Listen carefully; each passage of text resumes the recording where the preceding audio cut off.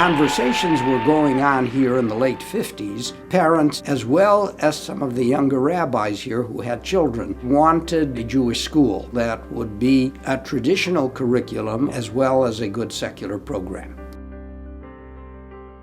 It finally began to coalesce around 1960. For the first meeting, we met at Rabbi Nelson's house. The rabbis were Rabbis Bass, Silverman, and Schultz, Dr. Martin Goldstein, a man by the name of Morris Cohn, as well as lay people that Rabbi Nelson felt would be interested in the school. In those early days, it was a group of guys who had been members mostly of Temple Emeth under Rabbi Nelson's inspiration and leadership, who came together and procedure aside, in terms of what meetings were made up of, they knew one another. They were business partners. They'd worked on different projects together. They assumed this as one of their obligations to the Jewish community. And all of us together hammered out on that evening what we felt was going to be the vision plan for the school. And the first year, the school was housed at Congregation Kehilloth Israel. After that, it moved to Temple Emmanuel. I started Schechter in 1966 in the kindergarten. My class was small compared to the size classes that we have today at Schechter. My first memory of Schechter was my father took me for my kindergarten interview. I thought that it was the scariest, most horrible thing that I'd ever encountered. And then Diane Levine, my future kindergarten teacher, walked out of the building and came to the car and was just so comforting and wonderful that eventually I made it into the building and into her class. The excitement of kindergarten, I think one of the biggest things is probably just the imagination of all of it. My favorite part of kindergarten, I was in a room and every kindergarten room had a loft and we just played in the loft. And then under the loft we had building blocks and I used to make like the base structures. We had a dinosaur bone dig site in the playground, in the sandbox where we dug up all kinds of bones, which we of course did not realize at the time you could get at the local butcher shop. Do you remember that Israel trip we did in kindergarten? Yeah, we made those fake passports. We got to go to the kibbutz and milk the cows, which of course were medical gloves filled with milk and holes poked in the bottom. And we went to the Dead Sea. Which of course was just a kiddie pool filled with, tons of salt water. The best part about kindergarten at Schechter was to be surrounded by Judaic environment all day long. I call it shul and school. כחול? מה יש פה כחול? מה יש לנו בצבע כחול? מה זה? את אוספת את כל מה שהוא בצבע אדום? מה יש לך ביד? תפוח בצבע אדום. Only a month into school and I was tucking Abby into bed and we just started counting the number of Hebrew words that she's learned so far and we got to about 50 words that we got to. More than 50. Even more than 50. Yeah. That she already knew a month into school. The things that were great about Schechter when I went are still great in terms of the foundation, in terms of the values that are instilled, in terms of the great education, the community. But I think there's so many other pieces of it that are just so much better. I picked Schechter for my children because I had an amazing experience. I feel like it molded the person I am today.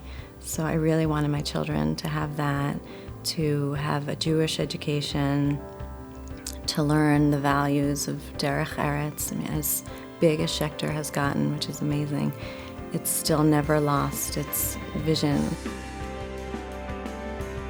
We're going to start with the sun, taking the energy and moving it to breath. Tell you your next task. Here we go, quickly. Go to that tree. Yes. We're going to do an art project with these here.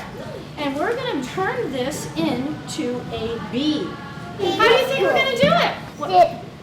Paint it Paint yellow it! and black. Yellow and black, good idea. And then make a stinger and put it on the back. Let's stick it on the back. These can hang in a sukkah. You think that'd be cool? Yeah. There were many points in time where it was really a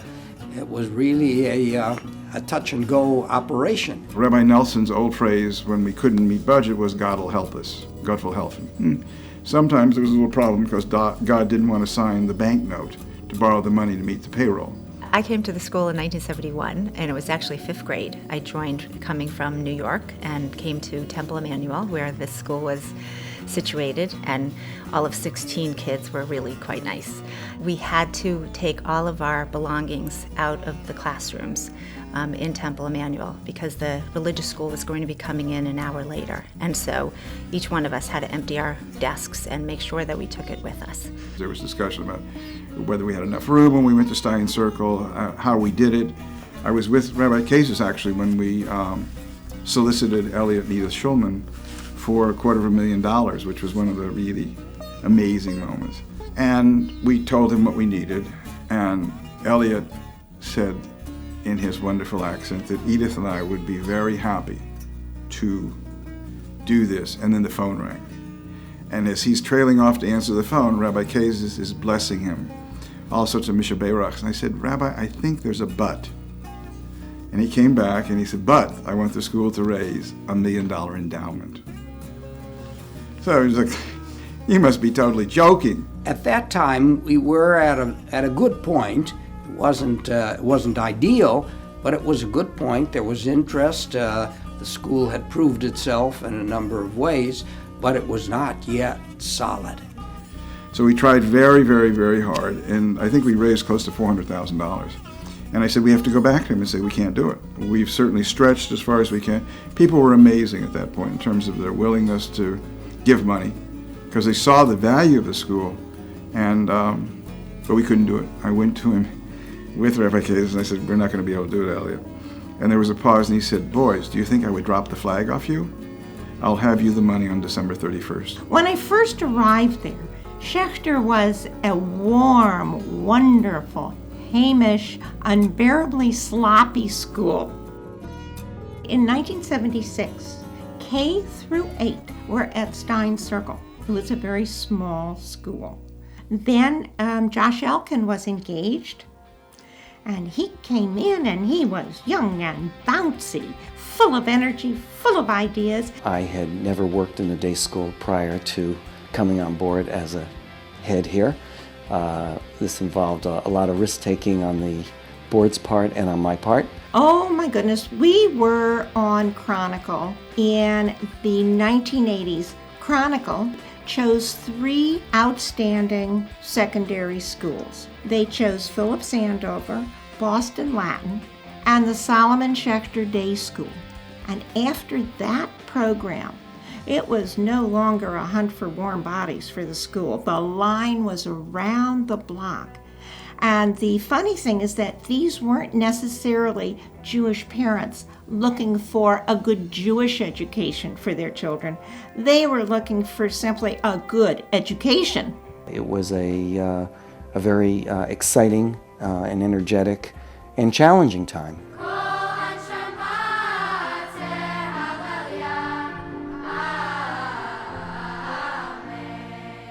I had a fantastic first grade teacher. Her name was Evelyn Krieger. My teachers were Rena Cohen and Mrs. Powell, and I really liked Schechter from the beginning. I liked having the half day of Hebrew and the half day of English. I had Rena Cohen as my teacher. She really taught me a love of the Hebrew language. I remember singing the tefillot with her every morning. I really enjoyed in both 2nd and 3rd grade writer's workshop reading poetry with my teachers and being able to write my own pieces. I sang in the 3rd grade Makela choir, and I loved gym class and trying to climb the rope in gym class, which I was never able to do successfully. At Schechter Soccer, we used to come every Sunday morning and play. It was a great time, and there were lots and lots of kids around playing together, and it was a great social experience. I also remember every Lag BaOmer, they would have a special lunch outside. I think it was the first time I ever had falafel. We had all these races outside. Right, they have the one-legged races, a 3-legged. Yeah, it was a fun day. At the younger school, one of the things that really stands out is receiving our Siddur. I certainly remember receiving the Siddur in 1st grade. I remember it pretty vividly because my grandmother was here from Israel. I still have it to this day. At the time, it felt like this huge Siddur, but by the time we grew into it, and around Bar Mitzvah time, It felt like that really belonged to me.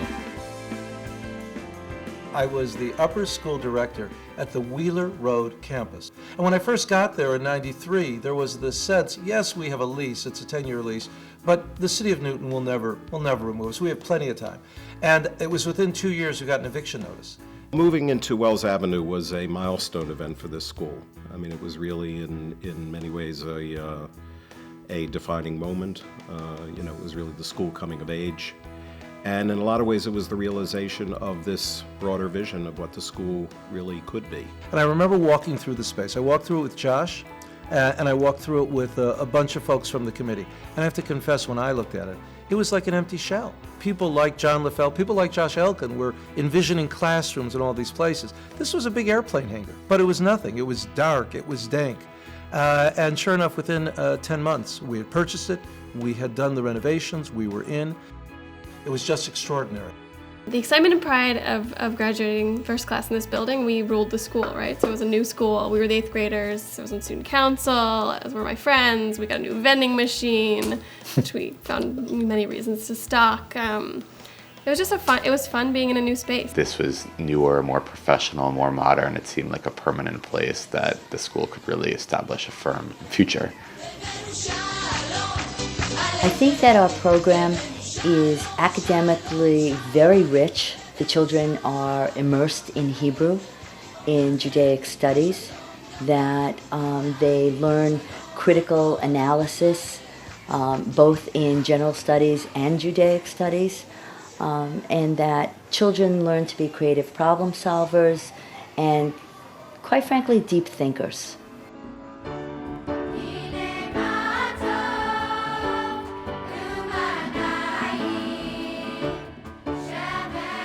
R going to the top is R to the third. Okay, so then you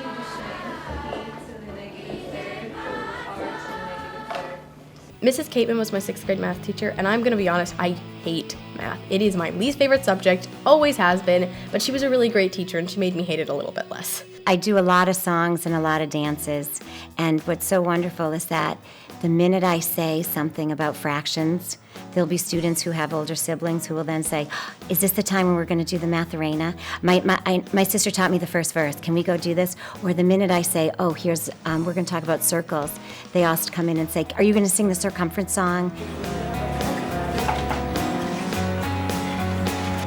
היו 3 קבוצות, יש למד ה', מה עוד יש? ה' נון או ה' יוד. The Hebrew at this school is amazing. It's unparalleled. Schechter has just a wonderful reputation for a top-notch Hebrew teaching school, and I think it's well-deserved. Ruti and Varda and some of the other teachers deserve a lot of credit for that. And I have to make special mention of one teacher in particular, Jeff Spitzer, who taught me Torah, Shabbat al-Peh, TSB in 8th grade. Without him, that class, I don't think I would have been nearly as prepared as I was to go on to high school. We did a play about injustices that occurred in American history, and we had to reach some sort of conclusion on whether or not they were overruled or whether or not there's still more work to be done to overrule them. For me, Injustice Overruled was really, I think, a key moment in my development of critical thinking. These students here at Schechter are just fabulous.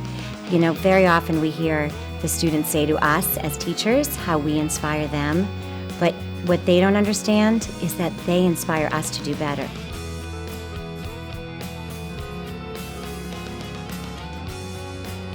You know, sports was, of course, the big thing. I feel like every grade has a few guys who are constantly playing basketball. And even though we didn't overlap at Schechter, I now understand that you were one of those guys in your grade. Right. Who anytime, even if they said you have a 4-minute break, it was probably Ezra and his friends playing basketball. Period X, I think it was called. We'd have that 15-minute break in the morning around 10 o'clock, and mostly guys, but we'd all just, go directly to the gym, work up a sweat for the 15 minutes, and then go right back to class. I don't know how everybody else liked it, but... Myself and actually 3 other friends got together to play Stairway to Heaven at the talent show in 8th grade, which was probably one of my most memorable experiences from school. Really, really exciting. Again, in retrospect, probably not my best musical performance, but at the time, definitely the best thing that I had done. My happiest 8th grade memory was being a part of the play, where our play was Peter Pan and I was Wendy, and I still know all the songs in Hebrew and I sing them now to my son.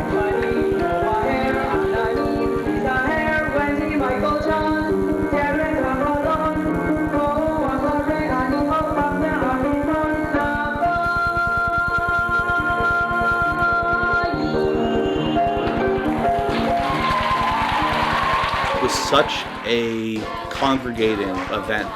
It was such a big thing for the class to just sort of come together as this cohesive unit. And this is sort of one of those things that both reinforces the sense of doing regular things, secular things, like performing a play or a musical, but doing it in a Jewish context, because the entire play, even the songs, are all in Hebrew.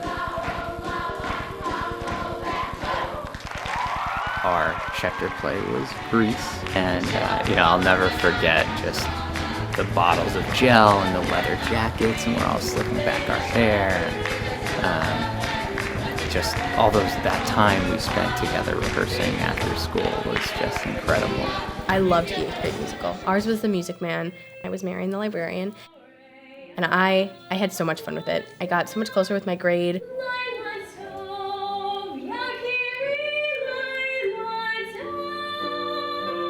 I really loved going to Israel. I found that just awesome. I had so much fun with my friends in the hotels and so much fun on the bus rides even to all the places. And it was really interesting to learn about all the historical aspects of Israel that maybe we hadn't learned in school. And it was also interesting to be able to see the ones that we had learned about in school in person. Going to Israel with all our friends, and for a lot of us that was one of the first major trips we've done away from our families, right? So you could imagine the bonding and what it's like sleeping in a Bedouin tent with some of your best friends. They tour the country. They are being hosted by Israeli families, so they see their everyday life. They have opportunity to talk in Hebrew. So it's really a beautiful culmination of their study in our school. Progressive education, there's the sense that the voice of the individual child is absolutely critical if there's going to be successful education. It's true in the extracurricular activities, it's true in the academics general, it's true in the academics Judaic, it's true in all aspects, that the voice of the child is at the core. But so is our canon, so is that which is core to our religious tradition and our faith tradition. Most exciting, we expanded our mission. This past year, we opened a preschool for the community, and we now have children from the ages of 15 months to 5 years who now come to the school. I just want to thank the folks who came before us, who took the risk and were committed to a vision and saw it through. If the other 4 members of the founding fathers were here, I think they would feel a great deal of pride. I do.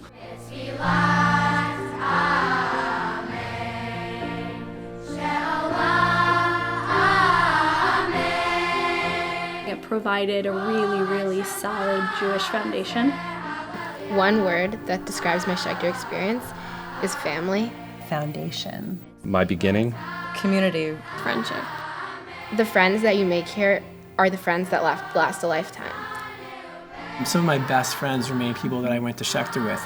It was such a family. It still is. No matter where I am, when I am in my life, I can always call upon my Schechter friends. They're there for me. I feel especially blessed that I got to be a student here